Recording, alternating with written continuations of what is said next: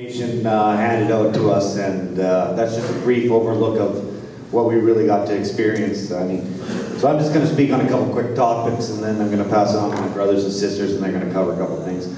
On the first day, we covered one of the most important topics, our history. Personally, this is important to us because we need to understand our history, where we came from, before we can understand to where we're going.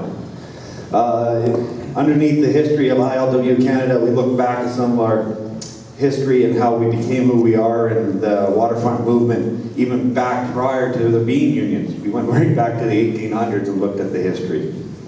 We also covered some of our biggest battles, such as Bloody Thursday and the Battle of Valentine. We also learned how our locals today, 500 and 502, became the locals they are. There was also a great amount of history shared with us.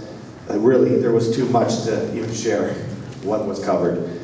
But personally, I can say for myself, it was great to get a better understanding of my union's past. We also had your brother Tom Dufresne come in and go over our contract and explain how we got to where we are with our contract, the process, and how much work and time goes into that. And finally, we had Ian Ruskin come up from San Francisco and share his wharf rat story. And for many of the young workers, this was the first time that they actually got to see and hear anything about the Harry Bridges story. At this time, I'm just going to introduce my brother, Dushko from 502. Thank you, Randy. First of all, I'd like to thank all of ILWU Canada and all its affiliated locals for giving us the opportunity to participate in the Young Workers Conference.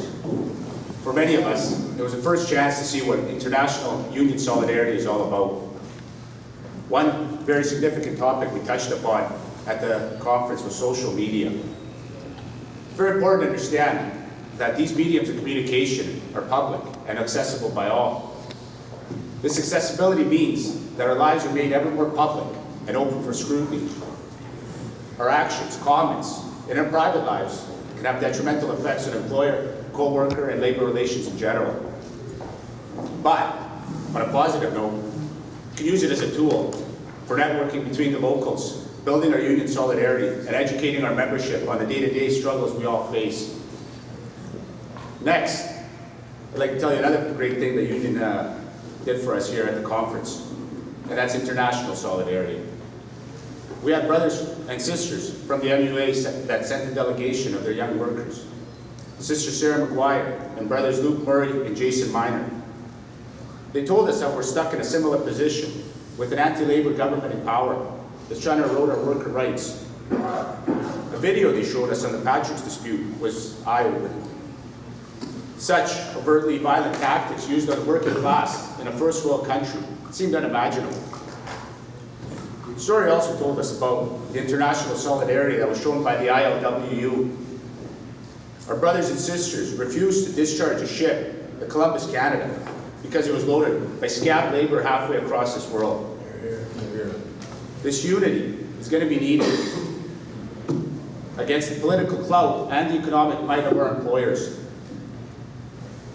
The international scope of our union was further reinforced by the presence of the ILWU President, Brother Bob McElrath, and Secretary-Treasurer, Brother Willie Adams. The two brothers are true leaders in the fight to improve the lives of working people across the globe. Brother Adams spoke to us about the principles and standards our union believes in and fights for. Brother McElrath told us about the grain terminal struggle in Washington State and the eventual disassociation from the AFL-CIO. He also gave us some good personal insight as to what it takes to be a good young longshoreman. But in closing, they reiterated the need for working class solidarity on an international level. Brothers, our employers are banding together against us, and we need to do the same. We need to stand by our slogan, an injury to one is an injury to all. Thank you. And now I'd like to introduce from Local 500. Hello, my name is Chrissy. At the convention, we had Brian Campbell present, who was a very witty speaker, come and talk about health and safety. He works for the BC Federation of Labor, and is a proud member of the United Steelworkers Union 2009. He travels all over the world, actually all over the province, spreading the good word about health and safety. Every job has hazards. There are 5 categories of hazards that we talked about that day: chemical, physical, biological, ergonomics, and psychosocial hazards. Another one of the best speakers that we had at the Young Workers Convention was Amy Huzak. She was extremely smart and had a very easy to understand view on how unions impact today's workforce.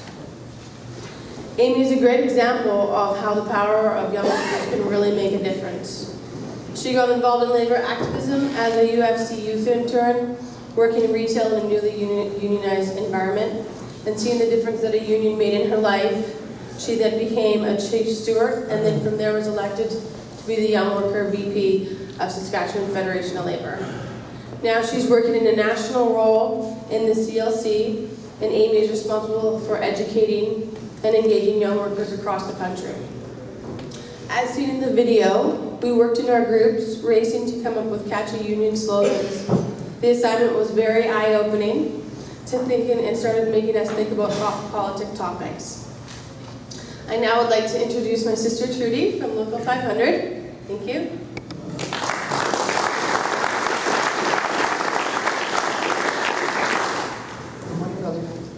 Good morning, brothers and sisters. It's my pleasure to share with you what Alison Tremblay, an associate lawyer with Victory Square Law Office, had to say about our current issues in transport security, the application process, and common reasons why clearances are being denied. Most of us have all filled out the form, gone through the necessary steps to drop off our applications. This is where it gets interesting. Applications are then being sent to the RCMP for batch check. This is where applications are coming back flagged. She explained to us why these are coming back flagged. It's because of a secret file that the law enforcement has created on all of us. It contains information that might not even be true and started long before we ever became longshoremen. These secret files are being shared with transport security. She gave us lots of examples, but this is the one that blew my mind. You're downtown walking around, you witness something that requires you and everyone around you to give a statement. Law enforcement enters that information into a database. Someone you don't even know gave a statement as well. They consider this person to be involved in organized crime, and now in that database, you are considered to be associated with that person. In the next 10 years, the government wants every longshoreman to have clearance to work at any dock. I find this interesting since the crew can come and go without it, which I find yet as another direct attack on our union. What can we do about this? This is where Bill Thielman comes into play. He spoke to us regarding outside forces and agencies. He is one of the best-known strategists, communicators, and political commentators. He was encouraging us to get involved when issues are arising. One way was by writing letters to our local parties, and he suggested us getting involved with these local parties. He brought up Bill C-377 with examples of why this is a union-busting movement by our government, as well as C-525, which is an attack on the workers' right to have a union. Now, I would like to introduce my brother Dan from Local 502.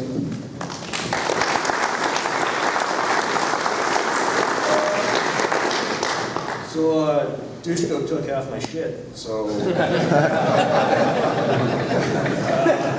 I should be a little bit shorter. Anyway, he touched on the idea of global solidarity and international solidarity. We were showing that Patrick dispute video, and I don't know who's seen that, if that doesn't invoke some type of emotional response and you hear soulless, that video is something else. We also showed the Pedro Zamora story, and we talked about the ongoing struggles in Vancouver and Oregon. And then, of course, the international agreement's up in July. There's an inevitable dispute there. So there's no better time for solidarity between everybody and to get the young workers involved in that. Even if it's just buying a t-shirt from another local or liking their Facebook page, just get people involved somehow.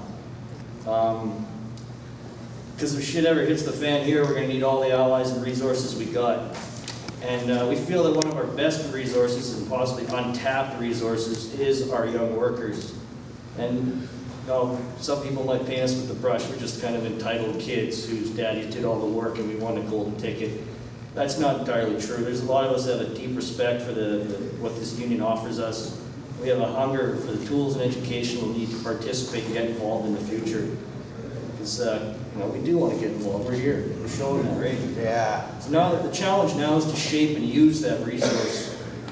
Not turn people into mindless zombies, but give them the tools they need and educate from the bottom up. So when people do make the outfit, they're not stupid. They know what's going on. And by continuing to have these young workers conferences and other open forums, we can continue that dialogue that was started.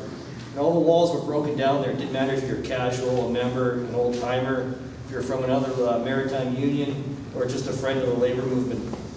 That dialogue can help develop new ideas and strategies that will only benefit us in the future progression and solidarity of our union.